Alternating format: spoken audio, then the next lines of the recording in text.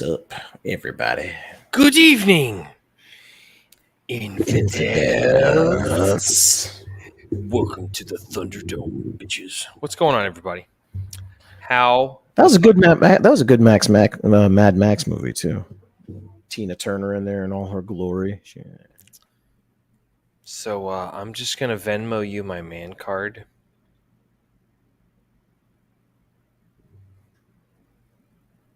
Anyway, let's continue on.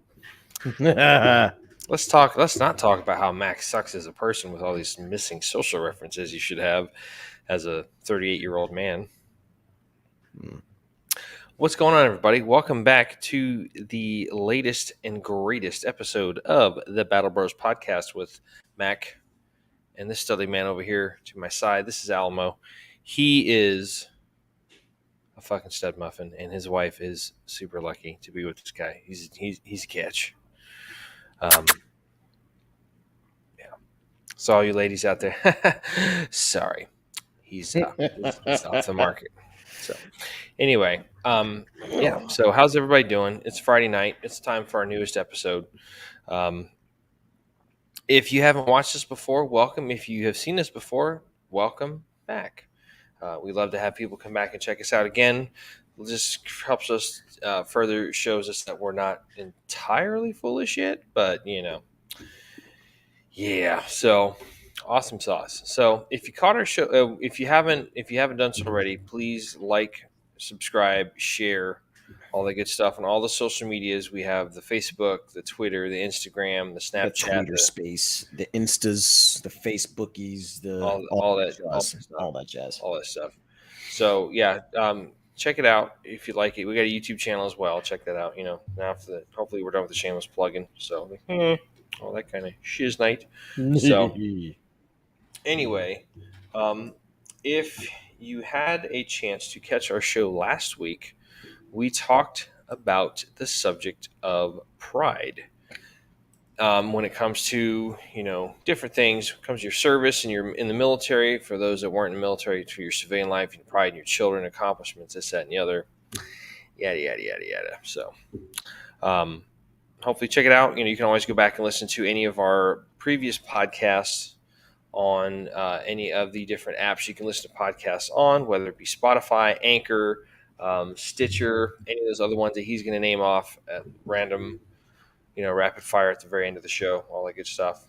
Just not a Twitcher, just not a Twitcher. Because, that would technically involve, the person being deceased. Or wait, that's not what we're talking about, is it? I don't know what you're talking about. I'm a little confused here. So, as I'm trying to read you my light here at my desk. So, Roger. So, but yeah, if you haven't seen any of our stuff before, listen to it. Please give it a listen.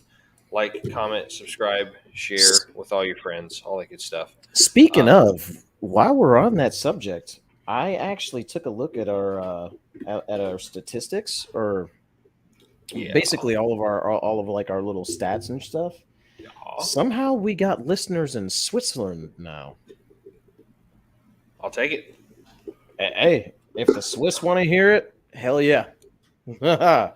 We want to hear these crazy American guys talking about, we want to pop you up. I think that's more probably Austrian than Swedish. I forget what it was. I just know it was Dana Carvey and Kevin Nealon, and it was a great bit back in the 90s, man, yes, on SNL. So, yeah. So this week, we were sitting here talking and trying to figure out what we were going to talk about, and we kind of had another subject in mind, but we just couldn't really get behind it for whatever reason. So we're like, maybe let's just change it up. So we found a topic that we could both talk about would be very easy for us to talk about, because we're kind of both experiencing this in our lives right now. Yes, sir. And if you haven't seen the thumbnail or the teaser of what we're going to discuss, we are going to be talking about the subject of adjustments. Now, adjustments in the way of changing things up in your life, changing your lifestyle, changing various aspects of your life. So that's why we have the thumbnail where you have the rear sight aperture, where they talk about making adjustments for windage. Kind of turn that turret on the rear sight. Hopefully a lot of you caught that reference, like, yeah, good stuff. So with that being said, let's jump into this and hit the ground running. So, have a couple of different definitions I want to share with everybody first, and then we will kind of get into the nitty gritty of this kind of stuff. So, first thing I want to talk about is adjustment. What the hell is it? Well, folks, I'm glad you asked. Let's discuss this, shall we? Adjustment is defined as a small alteration or movement made to achieve a desired fit, appearance, or result. And we're probably going to be focusing more on the result for this particular discussion. Obviously, if you're going to get like a suit adjusted, you can always take it to a good tailor. If he knows what he's doing, he can make that shit look freaking primo in no time at all that good stuff. Another definition that I found is the process of adapting or becoming used to a new situation. To a new situation. Okay, that's going to be a little bit more apropos to what we're going to be discussing. So originally, this episode had a slightly different name, and we kind of just shortened it, kind of made it a little bit simpler. We're going to call it like adjustments and changes, but I'm like, we'll just stick with adjustments. But it's also important to discuss what the definition of change is. So I'm going to read off what I found for that. So change, to make someone or something different. Pretty simple. Alter or modify. Also good. Replace something with something else, especially something of the same kind that is newer or better. I'm going to read that one again because that was very, very important. Mo better. Replace something with something else, especially something of the same kind that is newer or better. For instance, upgrade. You got a new car. You got to upgrade your ride, upgrade your personal easy everyday carry weapon, whatever the case may be. Substitute one thing for another. The act or instance of making or becoming different. That one I think is probably going to hit closest to the bullseye for what we're going to be talking about tonight. So, adjustment, So the description that we had is for the episode, like when you go on to like Spotify or any of the places you can listen to our podcast. Which again, please check that out. Go back, watch some of the other episodes you haven't seen them before. We are pretty proud of them. We think they're pretty good, but we've been told we're biased. So yeah, but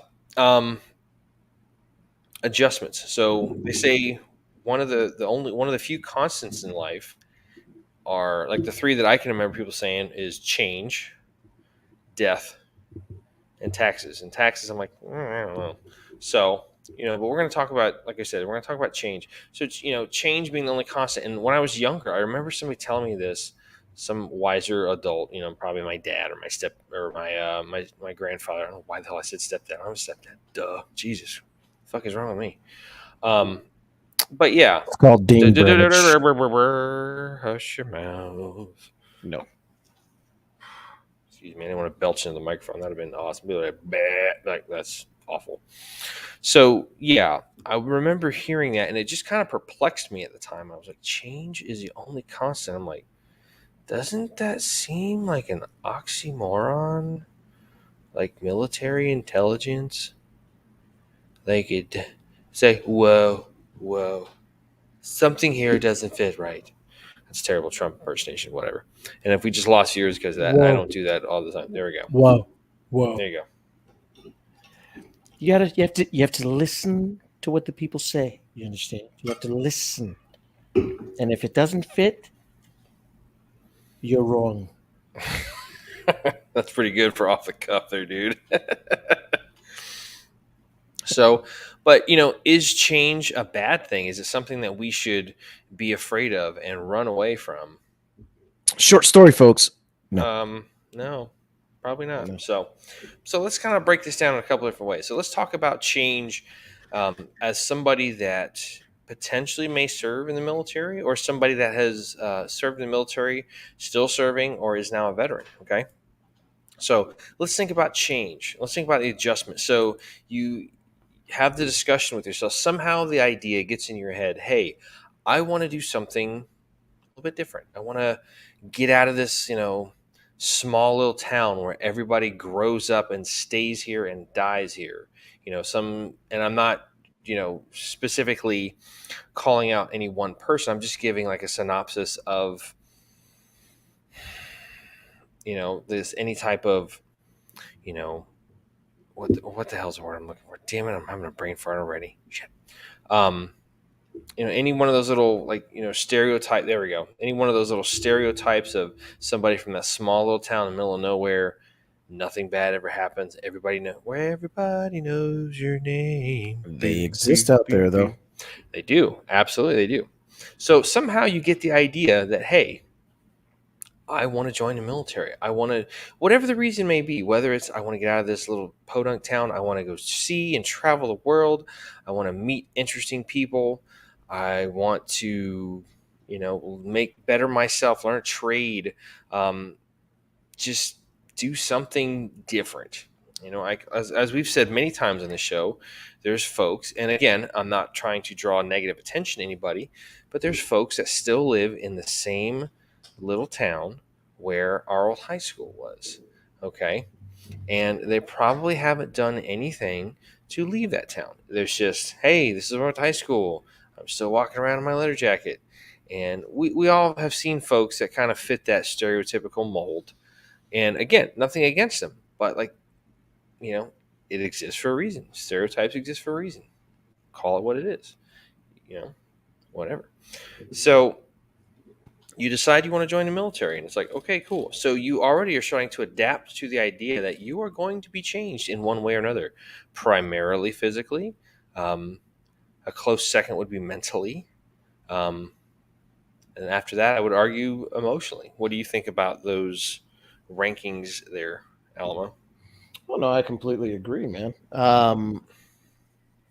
Change is going to be consistent no matter how, like, no matter what you do. It's just like time. Time, is going to be the consistent factor here. There's no getting any of it back.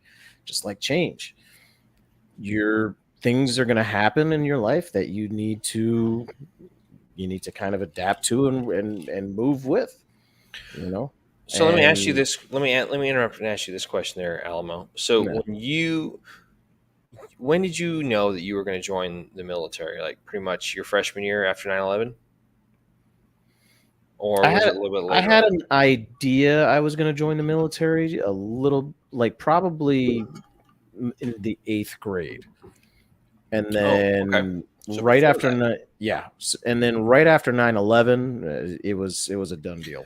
So that pretty much cemented your plan of action, your course of attack. Correct. Okay, got it. So, and the one thing I will say, I will give the Marine Corps and the Marine recruiters a little bit of credit because they actually, in my opinion, I think they do a slightly better job in preparation, in preparing their poolees to go off and be recruits. They actually have them come up to the recruiting station. They have them doing PT and all that kind of stuff just to get them acclimated to. Not to mention they had the most badass advertisements. I mean, come on, the guy with the white T-shirt and jeans fighting a freaking giant lava monster with a saber. Oh yeah, the fucking Mameluke sword, man, up on top of the mountain. Like slow motion, just dress blues and the Mameluke sword. Come on, yeah, man. Whether it's a Mameluke sword or it's an NCO sword, I think it was a Mameluke sword. Anyway, no. Yeah, definitely. I mean, simple to the point. We're like, I want to slay the fucking dragon. Yeah. Good for you, Marine Corps. Good for you. Props to you. So yeah, like I was saying, I feel like they did probably, and from what I experienced, I could be wrong. I could be way off, but I feel like they did the best job of just preparing their guys for going off to boot camp and all that kind of stuff. Yeah. I feel like with my recruiter, it was just like, hey, I got another one. Check the box. And boop. Yeah. Like, I remember going back and seeing the guy, and he's like, who are you? I'm like, wow. You could definitely say that Marine Corps recruiters were probably way more involved. But it kind of makes me want to go back, and it makes me want to go and watch what's that show on Vet TV, Mission First, about the Marine recruiters? Mm-hmm. Is it have you seen it? Is it pretty good? I never got a chance to. Oh, There's just so many great shows on that channel. We got to check them out. But anyway, so yeah, getting yourself, going,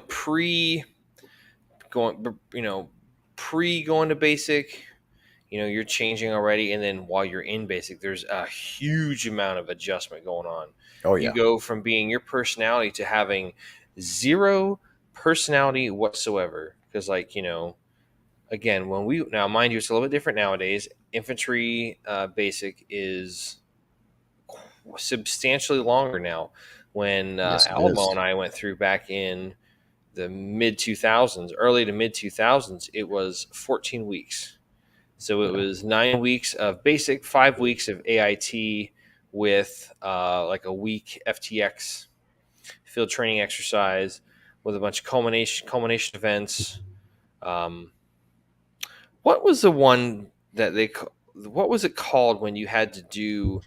You had that old school Vietnam flak vest on, and you had to crawl like 100 miles through or 100 miles. Listen, to my ass, Jesus, 100 yards underneath machine gun fire, grazing fires, like 18 inches off the deck. You're crawling Mhm. under that with one of those old school Vietnam flak jackets on that just weighed like a ton when it got wet and sandy and just awful. And you're just like, Yeah. oh my god, what do they call that? I Do don't you remember what remember. that was called? I don't remember. I know it took me a minute though, because I was, especially like when they threw like the smoke and shit like that. I was just like, "Fuck, where am I going?" You're like, I'm taking forever because I'm a little lost. Excuse me, could you give me a clue? But I So made yeah. it out of that sucker. Oh I yeah, wasn't the dude. last one. I wasn't the last one either, but that was the longest 100 yards of my life, dude. At that point, it's just like Yeah. motherfucker, Jesus. Yep. So we think about that. We think about how much you've adjusted and changed from the pre-basic training civilian to I'm out of basic training. And in our case, we're already MOS queued, MOS qualified. Then you have the folks that go on, so you're a basic trainee, and now you're going off to your A school. You're going off to military police or whatever the case. And normally, though, like if you're going to certain jobs, they have places you can go where it's like one station unit training. Our friend Brian, his daughter was at Fort Lawson Woods, for basic and for MP school. So there is that. But, not always the case. Sometimes you start off at like Jackson or you start off at Benning. Relaxing Jackson. Then you go off to somewhere like Fort Huachuca or wherever the case may be, depending on your job. So then you finish up AIT or A school or tech school, or depending on what you call it in your branch of the service or whatnot. So now you're fully qualified and you go off to your first duty station or your first unit, and you're there to learn and all that stuff. So you come in there as a new guy. So you have to adapt to the fact that you're going to get fucked with. You are now the subject matter expert on playing fuck games. You are now not just the focus. You are The butt. Yeah. I was gonna say I was gonna say probably the ass, but the target or the target. The target of the hazing. You're on target. Were you putting a target on your back? Oh, you were just scratching your back. I'm like, what the fuck? Yeah, I had a bad itch. I had to scratch it. Scratch that itch, that bastard. Anyway, so so I can remember, so I came home from basic training and went back to work with my dad. My dad was like, "Hey, listen, I could use some help at work. Don't really have a whole lot of reliable people that we could use." I'm like, "Yeah, sure, no problem." So I went back to work for probably like a month or two, and we were at the office one day on a Friday because we had like a shop day where we had to go and kind of just get our stuff in order, for the next week, make sure the equipment was all taken care of, and kind of laid out where we're going to go. And my dad was washing his hands in the small little office that we had, and he walked out of the office and he was still sitting there scrubbing. And so I walked in behind him. He's like, "I wasn't done." I'm like, "If you walk away from the sink, you're done." And he's like, "Shit, I should have sent you off to basic a long time ago." It's like, why did you walk away if you weren't done? Like, you're still in that brand new, like, that's that's how it works. And my boss at the time, he It's was called the lack of filter syndrome. yeah. You your You inner are brewing a monologue cup of coffee and you yeah, do not have a paper filter. Yes. your inner monologue becomes your outer monologue. Yeah. Their inner voice becomes the one screaming to other people, going, it's like Sam Kinison came out of your body. He's like, ah, ah, ah. He's just doing all that kind of crazy shit. Wow! Oh yeah, Wow! Sam Get her Kinison. off of the couch. She's on me. Wow! I'm kidding. Sam Kinison is great. Oh my god, Yeah. another comic who would not survive in this day and age. No. Anyway, so Especially not in yeah, the coked out rages he had. right. So anyway, so you talk about now you're a member. If you're on active duty, you're now a member of the armed forces, and that is your job, and you're adjusting to that lifestyle. Not only going and being like the brand new private at a unit or brand new private on post and learning the routines, learning the traffic patterns and the schedules and which gate to use and when to get in and when to get out and all that kind of stuff. Like on and off post. I mean, not like out of the service. We're not quite there yet. You're just getting in. Why do you want to get out? Because you're like, this was a mistake. Yeah, we've all been there. We feel you, pal. So not only that, but then think about one of the biggest changes and adjustments you go to as an individual is the change you have of coming and going, or excuse me, the adjustment of going on your first deployment. So now here Oh you are with yeah. a group of people that you've probably been training with for a good portion of time. And now you're trusting these people to have your six and to have your back while you're over in a foreign country where they Oh yeah. probably don't like you, Yeah. probably hate your guts just because of the uniform you're wearing. And then you represent the communist or the capitalist freaking machine that goes around the world Yeah. and makes the world go around. That's not us. We're just here to do a One job, dude. thing I'm gonna say one thing I did What you got?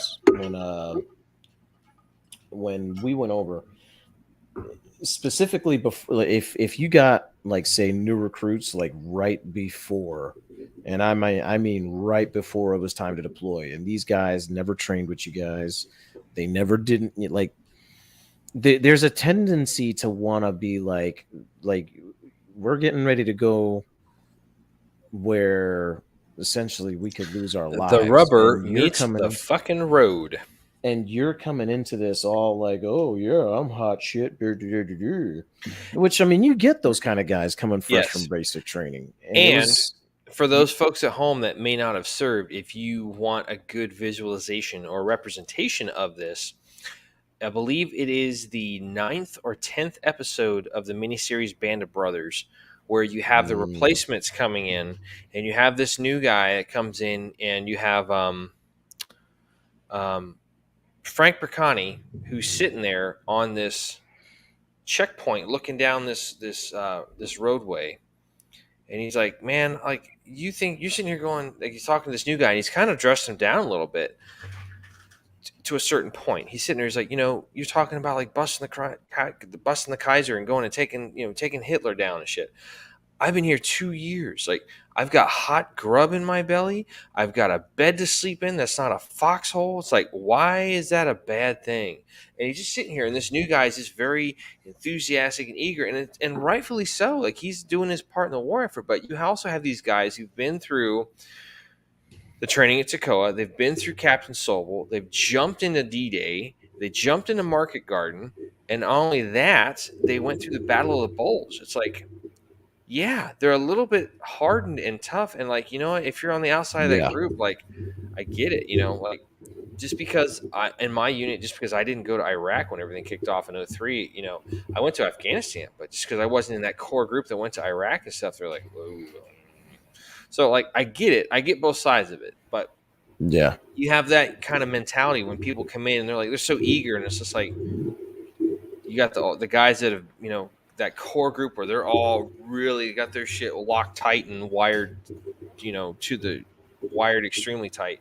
And they're looking at him like, who the fuck is this guy? It's like, and there's nothing wrong with it, but at the same time, you have to understand both sides of that just to give it a little bit of, yeah, to give it some context. Yeah. But yeah, so continue what you were saying, dude. Sorry. No, but Thanks for letting me cut in there. no, there's a lot. I mean, but there's a lot of changes that come with that as well. When you got the new guys coming in, because you have to be able to look at it from the position of you've already been through all the training. You and your buddies have been through all the training. It's time to not just it's time to not just see these guys as kind of a nuisance, but I mean, if we're going to be going into combat with these new guys, it's time to try and maybe mentor them a little Bring bit. them into the fold. Yeah, kind of teach them the ropes. Show them what it's about to be part of the platoon that you're in with the group that you're in. I will say there are platoons that probably do that just a little bit more gracefully. Probably way better than my original platoon did. It also kind of depends on like that particular person's background. Like, correct. Somebody was telling me that their kid is on active duty, and they have a new platoon sergeant who was from the 82nd, and they were like, "This platoon sergeant's a dick." And I'm like, good, they're doing their fucking job, man. They're not freaking letting a bunch of freaking idiots walk around like, yeah, like, yar. Hold some motherfuckers accountable for shit about it. So, but anyway, so another point of that too is talking about post deployment. Like, I will admit to you, and I will be 100% transparent. There wasn't a whole lot of shit that happened on my deployment. We were in the northern part of Afghanistan. They're very pro-U.S. there, at least they were the time we were there. But still, you're just used to kind of having that, that deployment spidey sense where you're just like, sitting here like, oh, something's gonna pop off over here. Maybe not. Nope. Okay. So like coming home and like going to a high school football game and shit, like it's a little bit taxing. You're just like, yeah, let me just tone it down a little bit, It's like, holy crap. So being in crowds is definitely an adjustment for sure. Especially when you're used to like, at least arm's length back, you've got a weapon strapped to you, you're rolling at least a squad deep at any fucking time. It's like, yeah. As the expression goes, 0 fucks given. So yeah. And if you haven't, right now, who sings that song? There's a guy. Oh, I gotta look it up real quick. There's this great song. If you don't know what if you want a good idea of that, there is this guy. This is like one of these songs that you listen to in your car and you just giggle on the way to work or on the way home and stuff. Kind of like Dear Penis, Don't Think I Like You Anymore.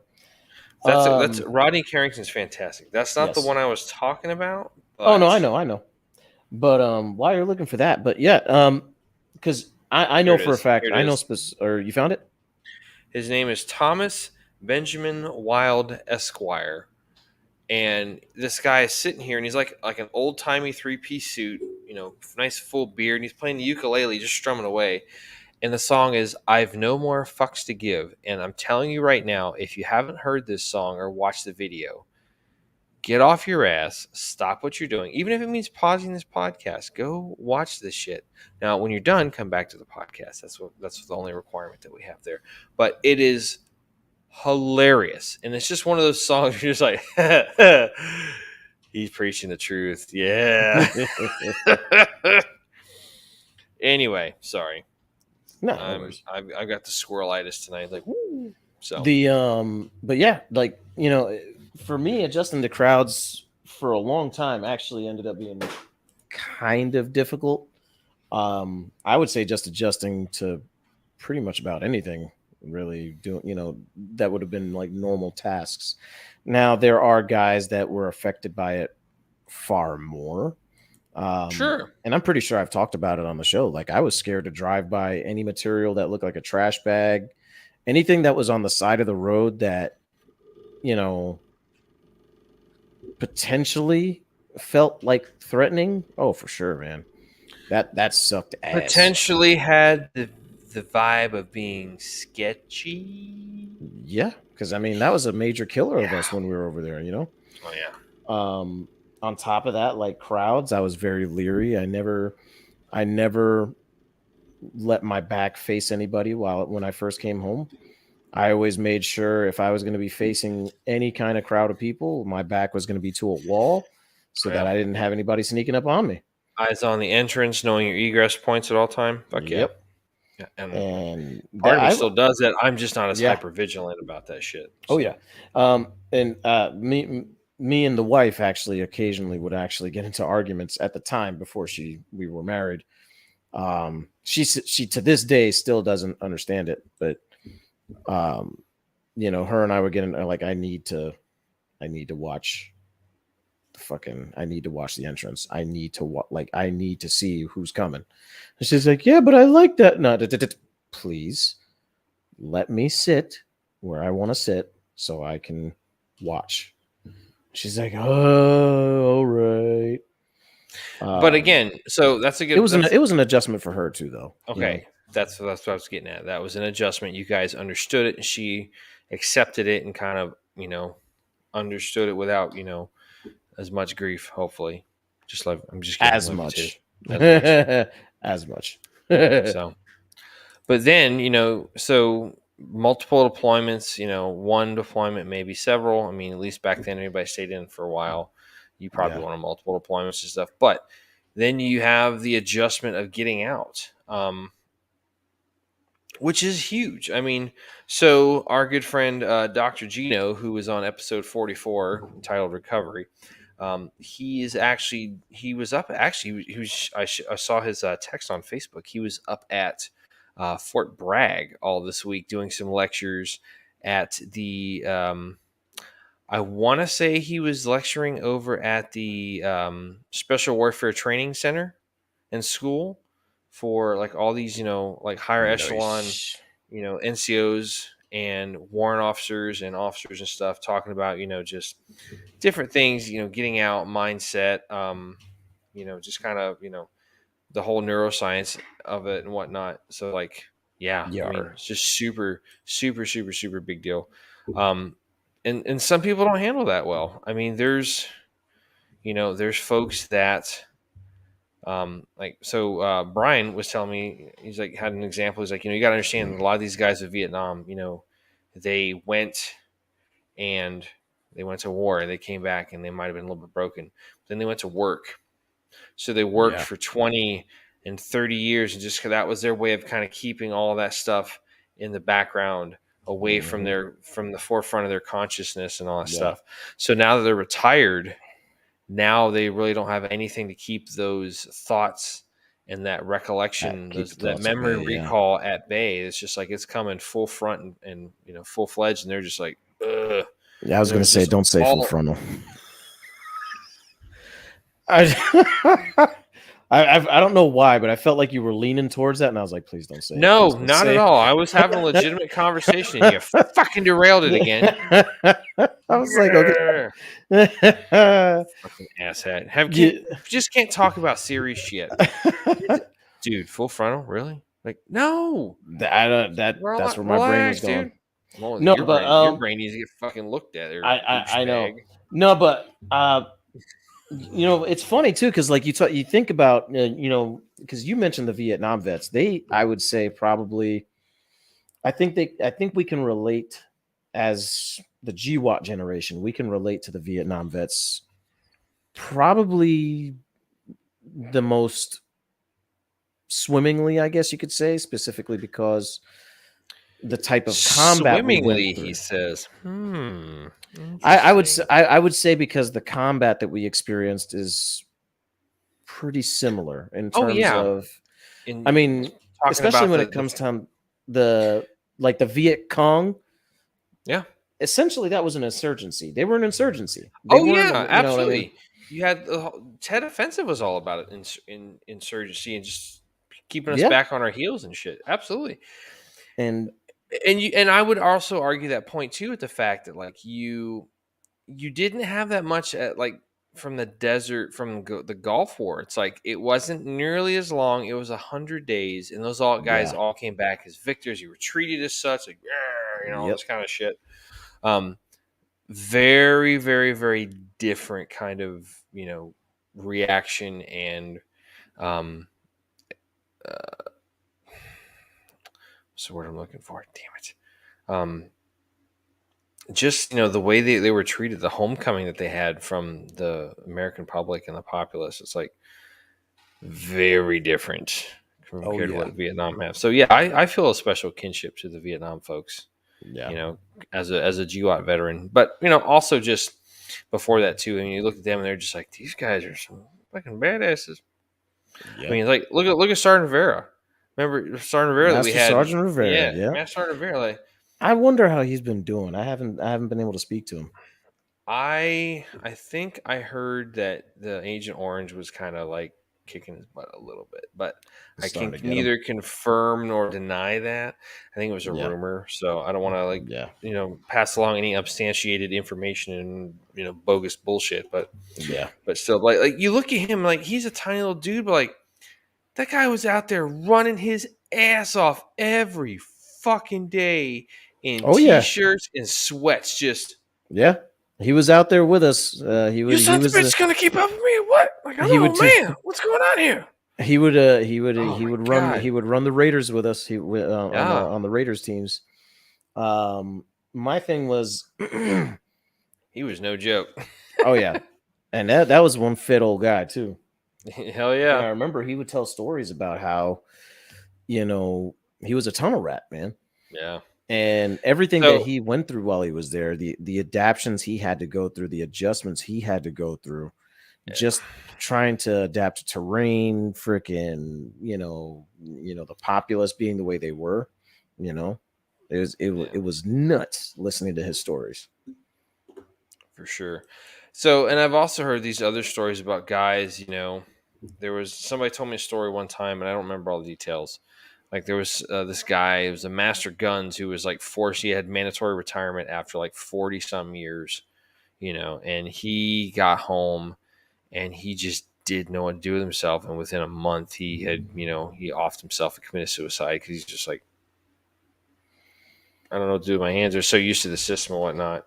So, Yeah, I mean, adjustments come in many shapes and sizes, and especially for those going into the military, serving currently, or those that have done it and come out the other side of it. It's like you can definitely agree that there was a lot of things you had to go through just to kind of adapt, to have that adaptivity to not the adaptability. Excuse me. yeah, I speak worth. Um, to yep. quote Sid. But yeah, there's certain points where you kind of had to just like tweak things and make some subtle changes. I remember First Sergeant Spence, he was like, man, if you want to stay in the military and have some longevity, do a couple of different jobs. So this is a guy who started off as an infantry soldier. Then he became a drill sergeant. Then he ended up going and working for the inspector general's office at one point. And then he ended up at the old guard at another point in his career, and like Mhm. he had a poster for like the retirement ceremony. He was the adjutant for the retirement ceremony for Sergeant Major of the Army, Jason Kidd. Like that's a big damn deal. Like like holy crap. So, Absolutely, man. but just doing breaking up the monotony, doing different shit. That's how you make some adjustments and stay in there and have some Mhm. longevity. So, all right, what were That you was gonna say? no, I was that was the one thing too. Like like I think that's where a lot of guys get hung up is like, being in the military, we're so used to adapting to changes, to the daily constant changes that we experience through combat, through training, through all that stuff. What is it that like one thing that's drilled into our heads? Adapt, overcome, adapt, overcome, adapt, overcome, adapt, overcome. I think when we get out, we we lose that drive to want to try and adapt and overcome, and the loss of that like adjusting to changes and learning how to kind of move and sway with it. I think that's where a lot of guys get lost. I know for a fact that's where I started losing it. Is so many things changed on me that at a certain point I started to stagnate. Yeah. That makes sense. Well, yeah, I get that. I agree with that too. I mean, my experience was a little bit different. You're used to just as we've talked about in the past couple episodes, growth and pride stuff. Like especially with pride, like you kind of just when you start off, like they force and breed this pride into you about I can do anything. I'm gonna go out and take the world by the balls and just go, you're my bitch, kind of thing. Hmm. And then when you get back to the real world, aka the civilian world, and life's a real freaking meat grinder. It's like, Shit, civilian life ain't the real world. The real world we left. uh, Yeah. well, that's a very valid point too. I mean, it's all about perspective and shit. But yeah, I mean, you go and next thing you know, you're just like I remember, I had a little bit of time where I was trying to pursue a career in law enforcement, and the realities kind of came crashing down because at the time they were like, so here's the deal. Um, and this was, now mind you, this was the local sheriff's office where I live. They had a different executive at the helm. It was the previous sheriff, and at the time, Gee. yeah, it was they had a little bit different methodology and pipeline for stuff. Like in order to work the road, you had to be um, you had to have like your 4-year degree, which I don't have any college. Yeah, if you're gonna say anything about it, yeah, bite me, come at me, bro.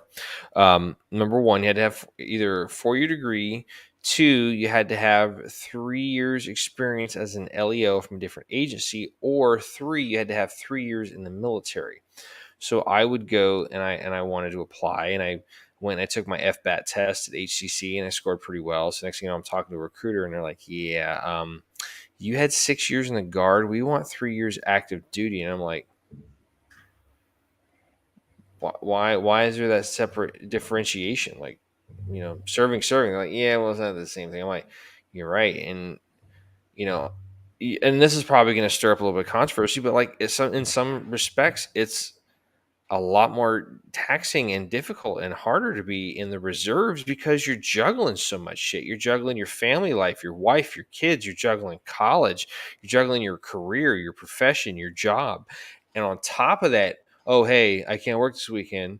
I got to freaking go, play Soldier Boy off in the woods and stuff and, go smell like a goat and eat MREs and, take massive shits in the woods. But hey, whatever.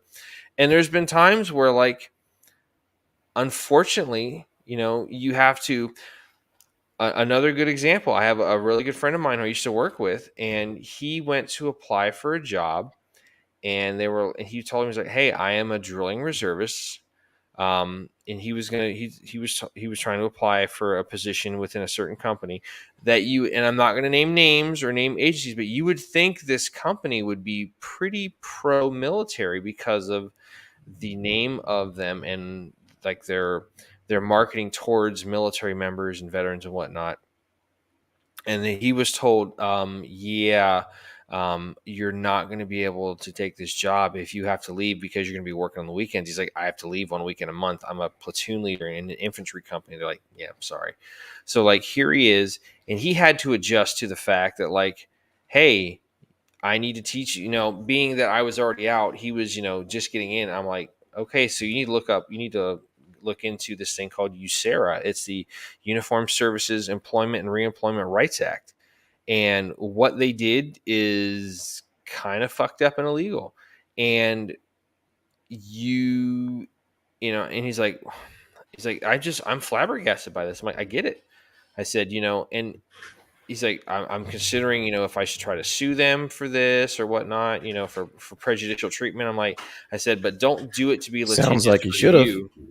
Well, and again, I don't think he did because this is not, his character is beyond reproach. He's an upstanding motherfucker, like straight up dude. Like I could call this guy and just be like, hey man, I need a favor. And he'd be like, okay. He's cool like that. He's an infantry guy too. It's like, come on. I got your back, LT. It's all good.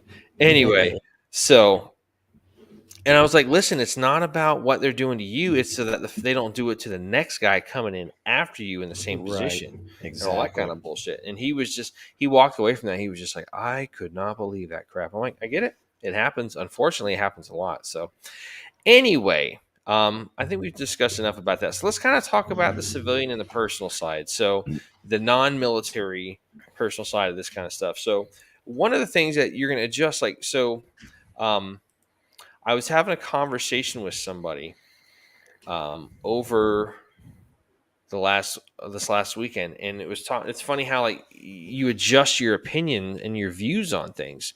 And this person has gone through and they went and they got their college degree, a little bit later, and can as opposed to the norm of getting your degree in your mid 20s, early to mid 20s. He got his in his early 40s, and it's like, okay, Yeah. awesome. And it was a struggle at times. I mean, I had to go over and proofread some of his papers he had to write sometimes, but he went and did it, and it's like, that's awesome. And he says all the time, and we were actually talking about this when we were hanging out over the weekend, him, myself, and another person. The other person was like, you say things like, well, now that I'm educated, and he's like, that kind of sounds like you're saying something dicked up. It's like, and knowing both of these guys, I understand why he would say that sounded like it was dicked up, but at the same time, knowing this person who has gone through and he's got his master's now, it's like I can understand that too, because you look at things differently now that you have a higher sense of education. I'm not saying you're looking down your nose at people. I've got a master's. Not it at all. It's just the fact that you have a different reference point to look at and whatnot. So, No. that's not a bad thing. You have certain things about you. You're going to have your moral beliefs, your core beliefs, your moral beliefs and stuff. Some of those are immutable. They're not going to change. Some of them will. Um, I used to think, you know, I'll tell you this. I used to think that smoking weed was bad. It's like, oh, I mean, at one point when we were kids, man, it was like a Schedule One narcotic up there with cocaine and shit. But now it's like, who fucking cares if they're smoking weed? Who cares? I'd rather them do that than blow up a fucking house or a trailer with a meth cook and all that kind of Yeah. shit. Like, did you not watch Breaking Bad? Did you not take notes and pay the fuck? Oh, I shouldn't have said that. But yeah, it's. But you know, like especially when you see some of the benefits it has to people that are like ill or sick or something like that, it's like it's not that big of a deal. What's a bigger deal is the fact that they're pumping opioids and all that shit out there. Like, let's adjust to that. Can we just like adjust to the fact that certain organizations are just pumping drugs out like there's no fucking tomorrow, and then getting Oh, people hooked on it, and then they're like, oh, sorry. Pfizer. Well, I was talking about somebody else. Them too, whoever they are. It rhymes with BK. No disrespect to Burger King. I'm gonna come by and see you guys tomorrow. I got coupons. Got some coops at the BK Lounge, like Dan Cook said. Yeah. Got some coops. But anyway, back on track. So like different things that happen, like like I was talking about, like educational and professional achievements. It adjusts the way you look at things. Like now that I went and got certified. Like when I used to work in retail, I was a range safety officer. Like I look at that a lot differently now in how I approach things. And, especially when I'm going to, like, I don't like to go to indoor shooting ranges anymore because I fucking don't trust people. All that dumb shit that I've seen, and, people Agreed. getting injured, you know, Yeah. I could write a book. I prefer outdoor ranges anyway. Oh, yeah. That one in Lakeland is fantastic, man. I'm going to try to go sometime soon. We talked about that. Tanner But hey, Rock. yeah, man. Yeah, man. So anyway, but like also as you get, the adjustment of like just your maturity level, how you get older and wiser as opposed to being young and stupid, you know, your lovely wife Tisha says this all the time, man. Change your circle, change your life. Like you make that subtle adjustment, and it's like boom, Yeah. it's fucking amazing, dude. It's like it's awesome. If you surround yourself with people that are smarter than you and probably more successful than you, 9 times out of 10 you will adjust your thinking to adapt yeah, to be dude. like them. Oh yeah, oh yeah.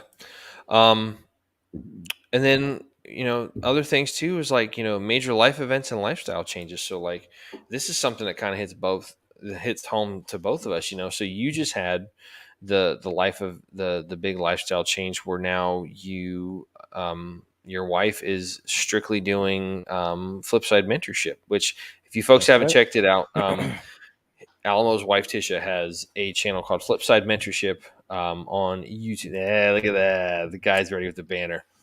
Bam! Check it out. Flipsidementorship.com. It's a cool mission, cool thing that they got going on. It's all about the kids. So fucking check it out. We But do it for the kids. okay. I'm not, I was going to say something, but I'm going to shut up. So, but also, so for me, it's kind of the fact of, there's been some lifestyle changes, and not to get into too much detail because these people want to keep their privacy intact, but like just kind of having to help certain people get to medical appointments, this, that, the other.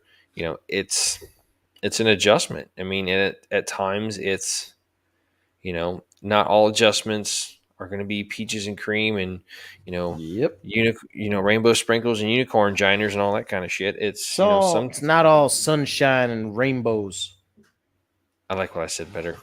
So, yeah, it's not always going to be like that. So you just have to understand that, sometimes adjustment means it's going to suck a little bit, but in the end, Yeah, in the long run, hopefully it's going to make you a better person for it. So, absolutely. but, You I think there was one other point I was trying to make on that. No, that's pretty much it. So in addition to that, I kind of want to just read. There's one quick article that I want to bring up that I found real quick. It's a short one talking about, like changing and adapting and stuff. It's probably only going to take like 5 minutes to read. So let me just kind of go through this real quick. And then if you want to kind of hit the bullet points on yours, we'll do that. know. So this is called Adjusting to Change, Adapt, and Overcome, which is just kind of fitting. It's like, we just talked about that shit. Oh my God. Oh Life Lord. Life is ever changing. That is always true. But lately, for many of us, life as it once was seems nearly unrecognizable. Talk about change. Due to physical distancing guidelines, our worlds were flipped nearly upside down, and we've had to make adjustments. We've had to adapt and overcome. This article, by the way, was, what was this written? I probably should have let off with that. My bad. Doesn't say. It does not Yeah. say. Anyway, that is the key, though. When faced with life's inevitable ups and downs, having the resiliency to stand up to and meet new challenges is imperative. It certainly isn't always easy, but as a licensed professional counselor, Stephen Sellers explains that weathering change is always possible if you keep a few tips in mind. Sorry. Recognize the change that is happening. It is What you're common. missing. Yeah, we'll do that. Shut up. It is common for people to ignore the change that is happening around them for various reasons. Denying or delaying your reaction, however, can often be more stressful than accepting the change early on. Remind yourself that things will be okay and you've endured change before and been fine on the other side. Write down the positive. Not all change is bad, even if it seems so at the time. Think back to the times in your life when you feared change, but in the end, what you feared most didn't happen at all. In fact, you thrived. Change can be scary, but it is not always bad. Write down examples of when you felt afraid of change, but realized that change was for the better, and keep those close when you feel yourself getting anxious of what's to come. Having personal memories of when you overcame change and it resulted in positive outcomes can help ease your current fears. When possible, prepare. Sometimes you see change coming. In those cases, such as starting a new job or moving to a new city, you can take steps to prepare yourself. Even in the midst of chaos, we can see the light. We can see light at the end of the tunnel. Knowledge is power and can build your confidence that the change you're embarking on will be a success. Quiet your mind.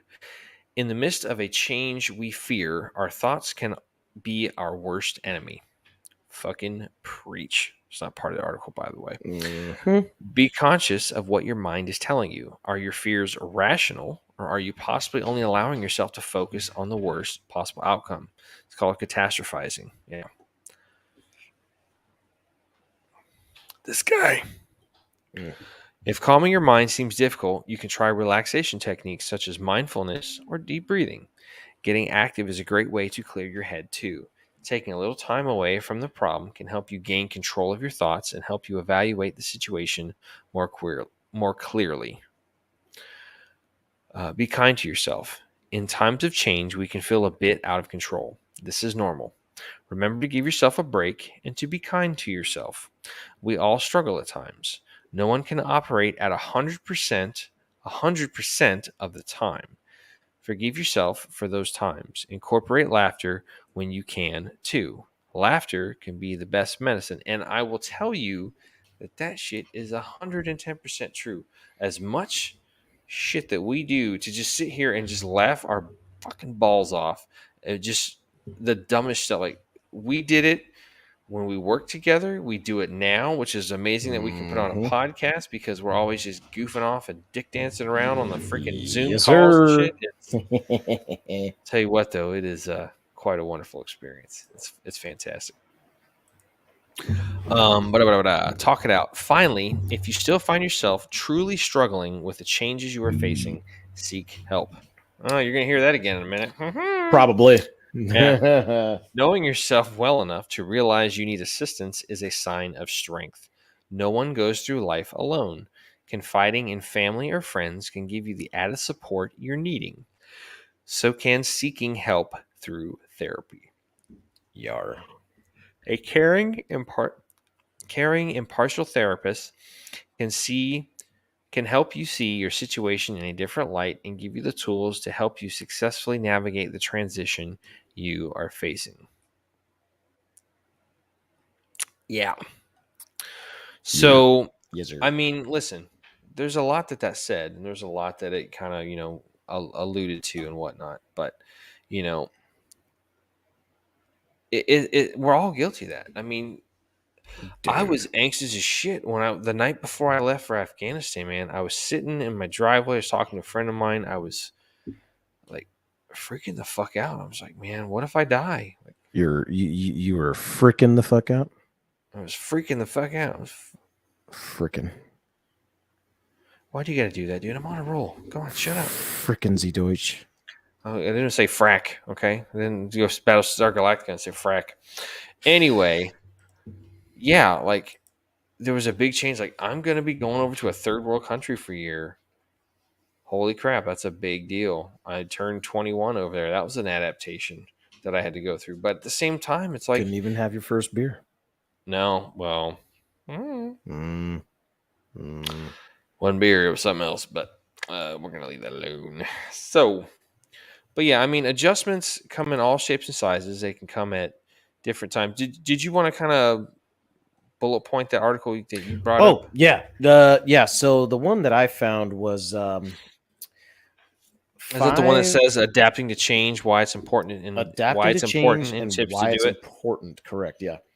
And basically, I mean, in a nutshell, like I said, I'm gonna try and bullet point this. It's basically, Are what you is the just ability? going? Are you going to the part that says tips?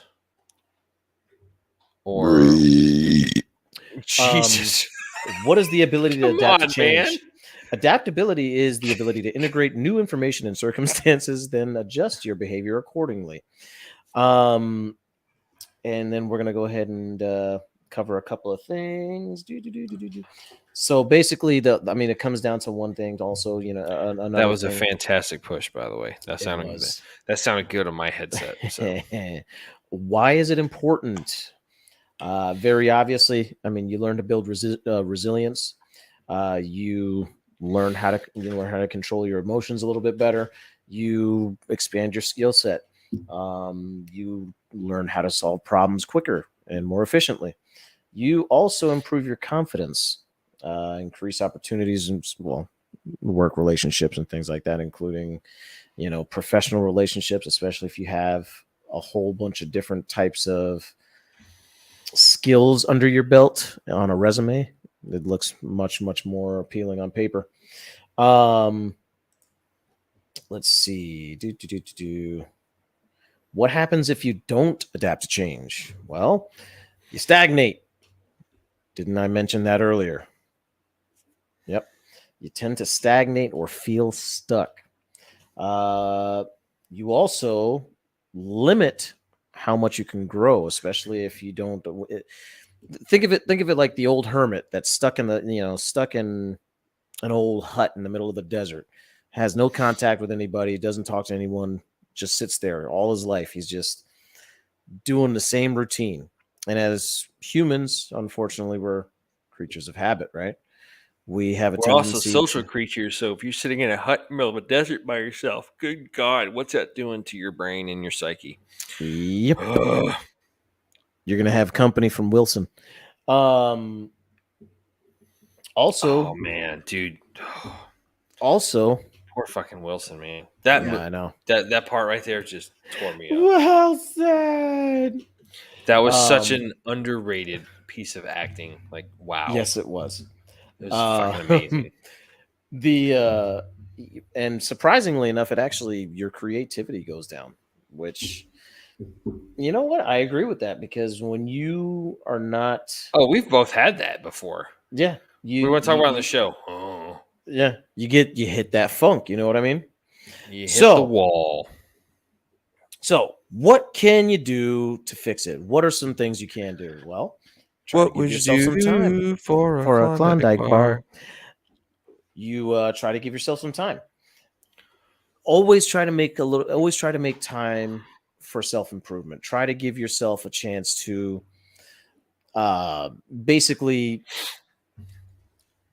work on self-improvement. Do literary exercises. Try to learn some speed reading. Do some self-development books, some self-development exercises. Hell, work out. These are things that you can do to kind of help you give yourself better time. What was the word? I'm having a brain fart. Uh, Better time management. There you go. Also, consider cognitive restructuring. Hey, that's something that we talk about on the show all the time. Hey, says here, cognitive restructuring or changing your negative thoughts is a useful way to help you accept what is out of your control.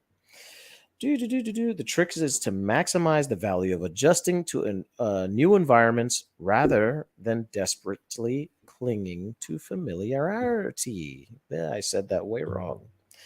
And you know what? I didn't know you were fucking at familiarity. So, but yeah, no, but I mean that makes that's one of those things that makes perfect sense because again, as creatures of habit, what do? We do the same thing every single day, Over over and over and over. and over again. And if you have my brain, the mundanity of doing the same task every day, has a tendency to work on your brain a little bit. You tend to get unmotivated, and that's one thing I believe that's called being stuck in a rut. Stuck in a rut, which we've discussed before. Also, try to increase your self-care. What do you know? Warm bath, massages, going out on walks. Hell, I like going out on walks and bringing my camera so I could take pictures of birds and animals and shit. It's a means, it's a way. Even going out and doing actual exercise. Like I like riding my bicycle. I like riding my bicycle for miles. I did, I think, 8 miles the other day, just because I wanted to, freaking give my mind some time to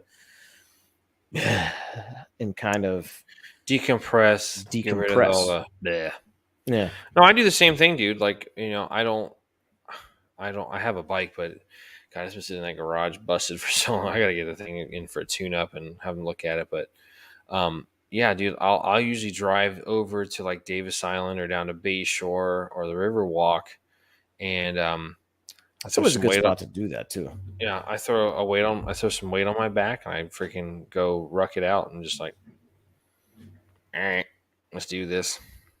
So I totally get it, man. Absolutely. Mm-hmm. Yes, sir. Consider mindfulness practice, and it's that I'm pretty sure we what was it was it actually it was episode 44. Dr. Gino talked about it, doing some mindfulness training. Try to stay in the Stay in the present. yeah. Try to stay in the present moment. Keep keep irrational thoughts out of your head by redirecting your thoughts. um these are simple little things that we can do to prevent ourselves from being, I guess, again, well, I think you said it perfectly before, stuck in a rut.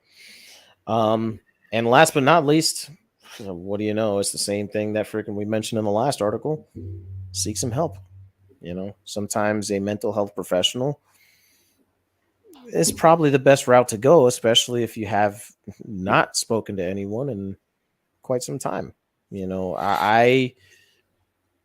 mean, I hate to say it, even though it's a good thing, which again, we kind of have to get out of our own heads, and we have to realize that sometimes the best medicine is doing something that we probably just don't want to do, because we never know how much it's going to help us. And I ended up having to go to the VA and seeking help from therapists and things of that nature, just to kind of help clear myself, or to help give me better tools to you know develop your tool belt. correct. There we go. Yeah. I was having difficulty saying it. So they talk about self care. The one big self care goal that I have this year is to be a little bit more appropriately selfish. So Yeah. just not always taking on other people's problems, but also just saying no. Like, I need to do something for me. So It's that kind of shit. okay It's to okay to say no. yeah. It's okay to say yes to me. It's okay for me to say yes to myself. So, Damn right. but anyway, so that's our chat on adjustments. We hope folks enjoyed it. Please feel free to leave some comments wherever you watch this, whether it's on YouTube, on our YouTube page, any one of those different apps you might be able to watch the podcast on. We would appreciate your feedback. We like to connect with our viewers, listeners, consumers of our message. We always want to make sure we Indeed. do our best to stay in touch with you folks. But at this point, we're going to start closing out. So if you're new to the show, in a nutshell, we had a friend that we used to work with who was a good dude, just an absolutely funny fucker. Great guy. And he unfortunately succumbed to the demons and chose to solve a temporary problem with a permanent solution. And that's Yeah. kind of how we got started. We were talking about working together, didn't know how to do it. And then we found out about John, and that was kind of like the lightning bolt out of the blue sky. It's like, yeah, that's it. That's what we're going to do. So, in Yeah. developing this podcast, we came up with something called the Bros Code. And what the Bros Code is 4 little things you can remember to just kind of keep your head on a swivel, keep your shit wired tight, keep yourself in the fight, okay, and not go on that same route. So, just remember the 4 things: BROS. Be tenacious, no matter what you do. Do it to the fullest of your ability. Don't, as Ron Swanson said, don't half-ass 2 things, whole-ass 1 thing. Um, whatever that looks like, being a parent, being a coworker, being a loved one, being a service member, do it to the utmost of your ability, do it to the fullest, and just don't do it in a weak-hearted way. Okay. Damn right. R, refuse to surrender. There are going to be things that happen. You may have to PCS to a new place. You may have to, you may get divorced. You may break up with a spouse or a partner that you never thought that happened to. Guess what? Life's a very cruel person sometimes, and you have to adjust and you have to change and you have to adapt to survive. So no matter what happens, refuse to surrender. Don't let the little things get you down. Okay. Oh, obliterate your obstacles. There are maybe times when you're going through and trying to hit a certain goal, you're trying to hit a certain objective or whatnot. Something happens. Oh, hey, the boss wants you to come in on Saturday and Sunday to fill out those TPS reports. Yeah, and yeah, it sucks. Yeah. By the way, so that guy Gary Cole now is on NCIS. He I took know. over. He took Yeah. over for Mark Harmon when he left. There's a scene in one of the episodes from this season where he actually says, "Yeah, I'm just looking over these TPS reports," and I was like, "Shut the fuck up! Holy shit, that's awesome!" Call I back. I giggled so hard. I was like, "That's amazing!" But anyway, sorry, squirrel brain. So just remember, there may be times when you have to go around these obstacles. You may have to go over the wall. You may have to go around it at the bottom. You may have to dig under it. You may have to go a quarter mile into the woods, round about the post, and come back to get back on track. It happens. Okay, don't let those obstacles get you discouraged or distracted or disoriented.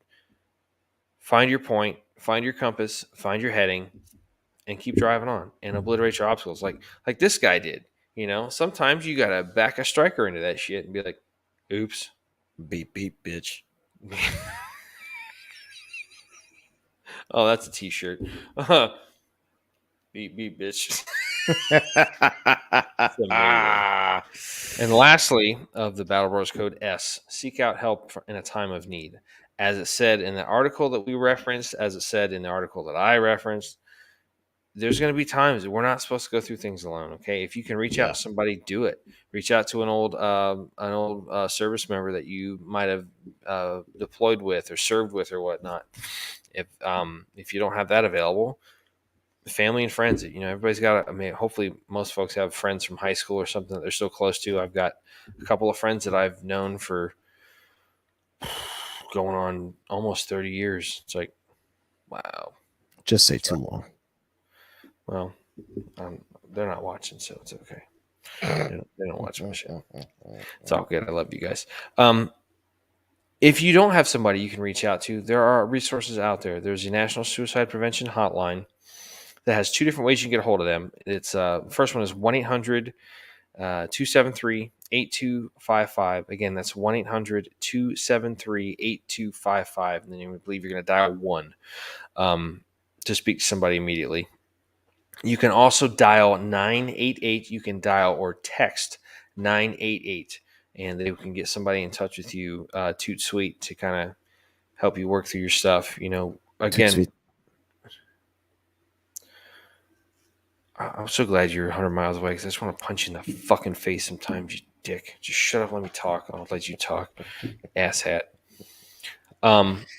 As I was trying to say for dick face over here interrupted me. Love you, buddy. No matter what, there's resources out there. We don't want you guys to become a statistic. This right here, 22 a day, that's on average the number of military veterans that commit suicide, and it's 22, way too fucking many. And when have a friend and you can put a face to one of those 22, it's even worse. Not saying the other 21 don't matter, but it just hits home harder when it's somebody So that is our mission. We are trying to stop the epidemic of veteran suicide. So if you could help us out, we'd greatly appreciate that. Pass along the message. It's not always about you. It might be about somebody down the road 3, 4, 5 times removed that needs to hear this message. You tell somebody, they tell somebody, blah, blah, blah, down the road. And then it gets somebody who needs to hear it. And they're like, you know what? I got a lot to look forward to. I got a lot to be thankful for. So yeah, I'm not going to do that. So, and if we can do that for just one person, man, hey, that's great. We'd love to hear about it. We want to see hopefully, our hard work is paying off. So if you can remember those 4 things: be tenacious, refuse to surrender, obliterate your obstacles, seek out help in a time of need, you're going to be just fine. So try to remember that, and you're going to be good to go. I'm going to pass off to this guy, and I'm going to be nice because I'm not going to interrupt him while he's doing his piece. And she's doing all this horse shit. Yeah, bite my ass. Anyway, Alamo's going to do his piece, so take it away there, bucko. Buddy. Buddy. So if you want to catch us on the social medias, you can do that over on the facebook.com/battlebros.podcast. You can also catch us on the Instagram at battlebros_podcast, as well as the Twitter space, where we have a decent where we hopefully will start getting a decent little following. Elon is running it now, folks, so it's a little bit better.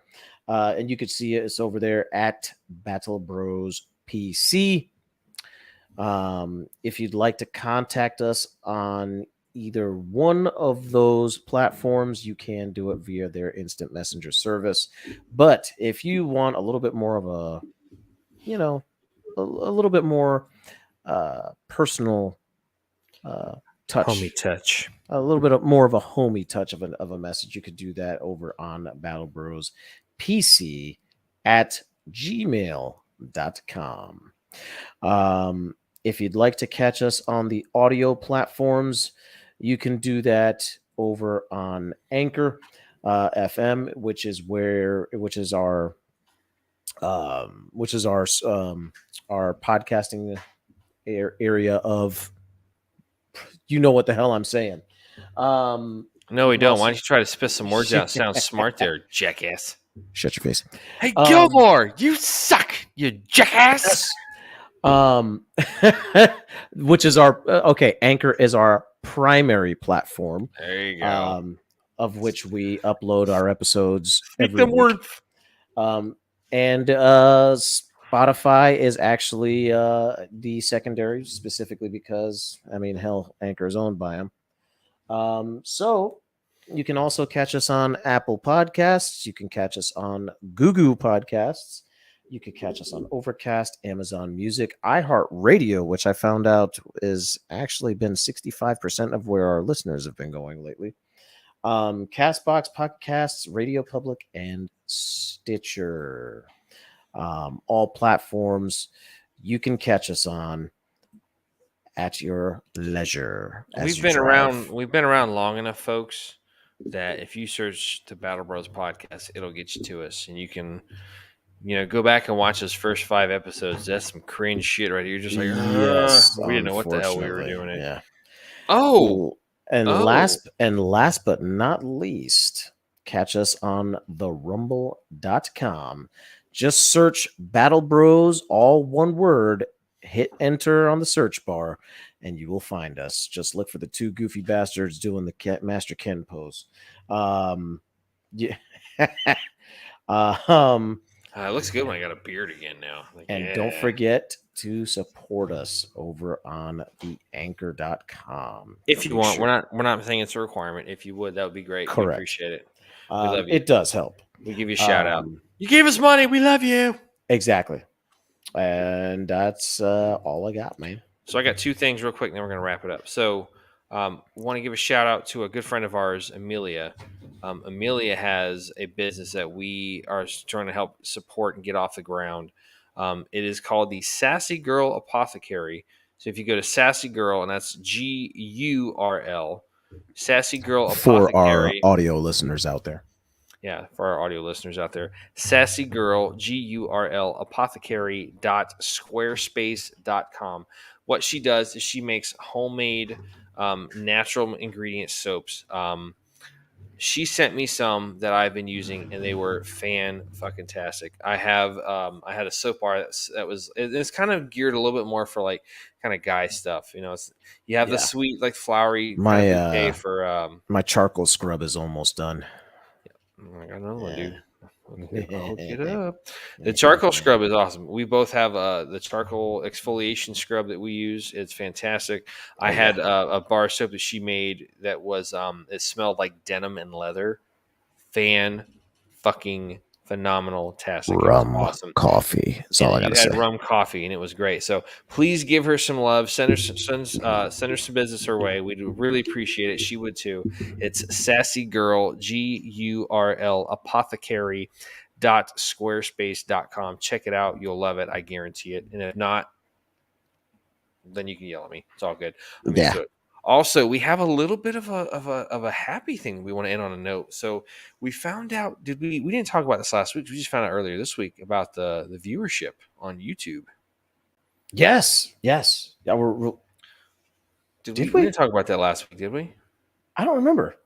I don't think we did. I don't remember. Yeah, whatever. Go ahead. Say it anyway. So if we said it last week, well, fuck it, we're gonna say it again. So thank you to everybody. We just hit 1,000 views on our YouTube channel. That is just amazing. Like the fact that we've had enough people watch us, because this is episode 052, so 52. This is episode 52, and we've had, that's an average of like 20 views a show. So it's like, that's pretty dope, man. Like we were talking about some analytics earlier, and we have some viewership in like Spain and Sweden and all this stuff. It's like, damn, dude, like that's kind of dope.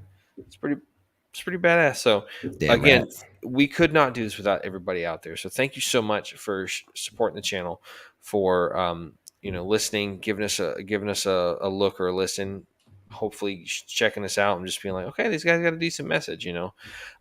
Please pass it along. It's all about the veteran community, first responder community, anybody that needs to hear this. You deserve to be here. You deserve to be around. We need to hear your story. So on that note, that's all I got. So this has been this week's latest and greatest episode of the Battle Bros podcast with Mac and Alamo. And Alamo.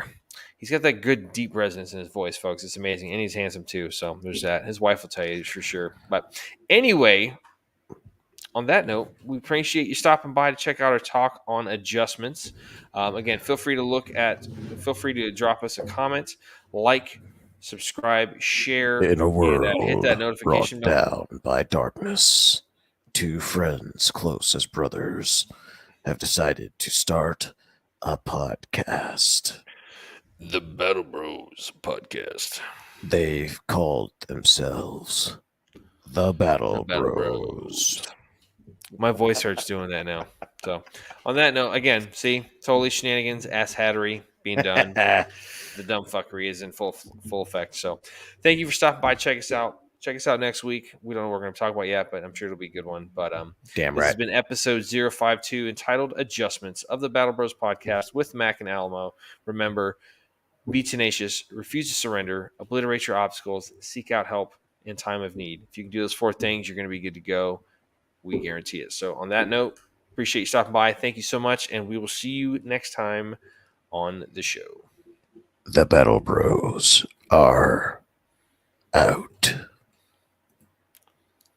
Can't top that.